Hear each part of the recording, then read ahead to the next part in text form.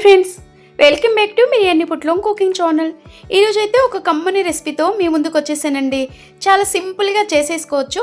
ఇంటికి నలుగురు చుట్టాలు వచ్చినప్పుడైనా, లేదా సరదాగా మనకి పిల్లలకి నోటికి కమ్మగా తినాలనిపించినప్పుడు, ఈ ఎండకి కొంచెం కారంగా పుల్లగా తినాలనిపించినప్పుడు ఓసారి ఈ విధంగా చేసుకుంటే సూపర్ టేస్ట్ ఫ్రెండ్స్. మరి ఇంకెందుకు లేటు, ఎలా తయారు చేయాలో చూసేయండి. నేనైతే ఒక గిన్నెలో వాటర్ తీసుకున్నానండి. ఒక బౌల్లో వాటర్ తీసుకుని 4 గ్రీన్ చిల్లీ, 2 ఉల్లిపాయలు, 4 టమాటోలు, 2 ఎండుమిర్చికాయలు తీసుకున్నానండి. ఇలా మనము మంచి నీటిలో ముందే పొట్టు తీయకుండా, తొడుమలు తీయకుండా నీట్గా కడిగి పెట్టుకోవాలండి. ఇలా మనం నీట్గా కడిగిన తర్వాత ఒక ప్లేట్లోకి అయితే తీసుకోవాలి. ఇలా తీసుకున్న తర్వాత చూడండి, ఉల్లిపాయలు పొట్టు తీసినాక కడుగుతారండి అందరూ. మనం పొట్టుతో కడగాలి, పొట్టు తీసిన తర్వాత కూడా నీట్గా కడగాలండి. అమ్మేవాళ్ళు ఎందుకంటే ఓపెన్గా అమ్మేస్తారు కదా, డస్ట్ అనేది ఎక్కువ ఫామ్ అయిపోతుంటుందండి దానికి. ఇలా మనం నీట్గా అలా తీసి అక్కడ పెట్టేసుకోవాలి. ఇలా మనం బాయిల్ చేసిన ఎగ్గులు ఉన్నాయి కదా, ఎగ్గులు బాయిల్ చేసేటప్పుడు కొంచెం సాల్ట్, ఒక చుక్క నూనె వేయండి. పర్ఫెక్ట్గా బాయిల్ మంచిగా అవుతాయండి. పొట్టు త్వరగా వస్తుంది, గుడ్లు ఇరగకుండా.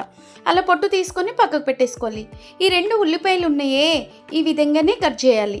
సన్నగా ఈ విధంగా కట్ చేసుకున్నామనుకో, ఇలా సన్నగా చీరేయడం మూలంగా కర్రీ అనేది త్వరగా ఫ్రై అయిపోతుందండి.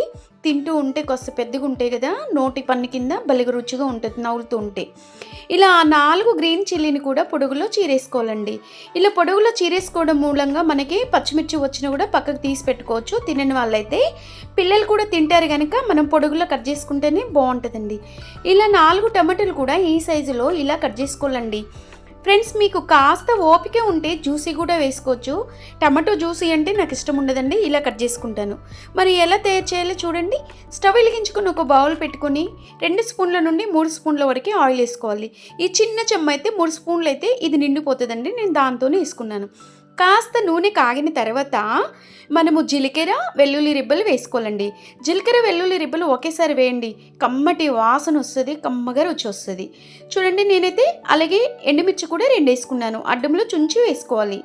ఇలా పచ్చిమిర్చి కోసుకొని వేసుకోవాలి కదా. మనం అలాగే 2 కరివేపాకు రిబ్బలు కూడా వేసుకోవాలండి. ఇలా చక్కగా కాస్త ఫ్రై అవ్వాలండి. ఇది కాస్త ఫ్రై అయిపోయాక ఉల్లిపాయలు పొడుగులో చీరి పెట్టుకుని ఈ విధంగా వేసుకొని, ఉల్లిపాయలోనే కాస్త సాల్ట్ అనేది చల్లేసుకోండి. సాల్ట్ ఫస్ట్ చల్లడం మూలంగా ఉల్లిపాయలు త్వరగా ఫ్రై అవుతుంది, త్వరగా మగ్గుతాయండి. త్వరగా మగ్గడం అంటే బాగా ఉడికిపోతాయి అని అర్థమండి. చూడండి ఫ్రెండ్స్, మరి ఈ విధంగా కాస్త గోల్డెన్ కలర్ వచ్చే వరకు చిటికెడంత పసుపు వేస్తే సరిపోతుంది. ఇలా ఫ్రై అవుతే చాలండి. ఇలా చిటికెడు పసుపు వేసుకొని ఉల్లిపాయలను కూడా చక్కగా ఈ విధంగా మనము కలుపుకోవాలండి. ఇలా కలపడం మూలంగా మాడకుండా సిమ్లో మంట పెట్టి కలపాలి. ఇలా కాస్త డ్రై అవుతోటి రుచి అనేది ఎక్కువగా వస్తుందండి. కట్ చేసి పెట్టిన టమాటో ముక్కల్ని కూడా ఇలా వేసేసుకోండి. మీకు ఓపిక ఉంటే, వద్దు టమాటాలు ఇలా కనిపిస్తే నాకు ఇష్టం ఉండని అన్న వాళ్ళైతే తప్పనిసరిగా మిక్సీ జార్లో వేసుకొని జ్యూసీ చేసుకొని వేసుకోండి. అదొక టేస్ట్ వస్తుందండి. న్యాచురల్గా ఈ విధంగా చేస్తే ఇంకా బాగా టేస్ట్ వస్తుంది. చూడండి, మరి మూత తీసి మూత పెట్టాను కదా, 5 నిమిషాలు ఇలా బాగా మగ్గనివ్వాలండి. ఇలా కాస్త ఫ్రై చేసుకోవాలి సిమ్లో పెట్టి. టమాటాలు, ఉల్లిపాయలు, పచ్చిమిరపకాయలు బాగా మగ్గిపోతాయండి. ఇలా చక్కగా మగ్గిన తర్వాత చూడండి, ఈ విధంగా మగ్గితే సరిపోతుందండి. ఇలా కాస్త ఎండాకాలం కదండి, ఎండలకి టమాటాలు మనము కడాయిలో వేయగానే పొట్టు పైకి లేసొస్తుందండి. ఇలా జ్యూసీ చేసుకోండి మీకు నచ్చుకుంటే మాత్రం.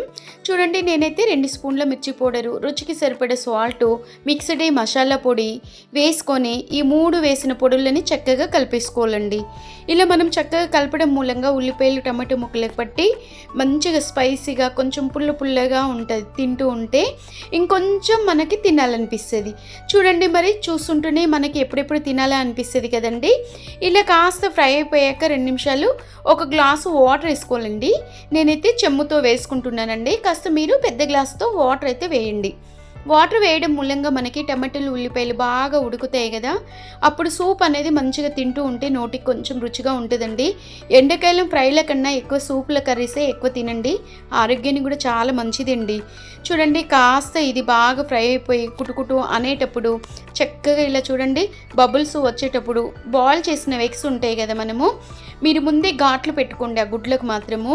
ఒక్కొక్క గుడ్డుకు 5, 6 గుడ్లుకి ఘాట్లు పెట్టేసుకున్నామనుకో సూపర్ టేస్ట్ వస్తది. ఆ సూప్ మొత్తం గుడ్డులోకి మింగేసి. చూడండి 5 గుడ్లు నేను బాయిల్ చేసినవి చక్కగా ఘాట్లు పెట్టుకొని వేసుకున్నాను. ఫ్రెండ్స్ ఇదొక్కటి మాత్రం మీరు తప్పనిసరిగా పాటించండి. గుడ్లను వేసిన తర్వాత వెల్లిగడ్డ మాత్రం వేయండి.